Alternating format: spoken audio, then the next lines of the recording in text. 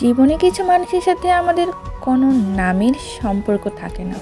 নামহীন সম্পর্কে তাই অধিকার খাটানো যায় না।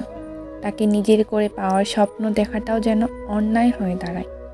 সেই মানুষগুলোকে আমরা প্রিয় মানুষ বলতে পারি না, আবার ভালোবাসিও বলতে পারি না।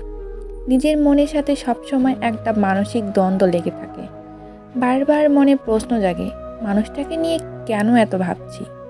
পরক্ষণে আবার অসহায়ের মতো মন বলে ওঠে, তাকে না ভেবেও যে পারছি না। শুধু উপলব্ধি হয় যে মানুষটা আমার অনুভূতি জুড়ে থাকা বিশেষ কেউ, যাকে হারানোর কিছু নেই, পারও কিছু নেই। এর জন্যই হয়তো কেউ একজন সুন্দর করে বলেছেন, আমাদের প্রেম হয়নি, হবেও না। ভালোবাসি প্রকাশ করা হয়নি, হবেও না। আপনি না হয় আমার জীবনে কেউ না হয়ে এসে কেউ না হয়েই রইলেন। লেখক ইমরান হোসেন আদেবা।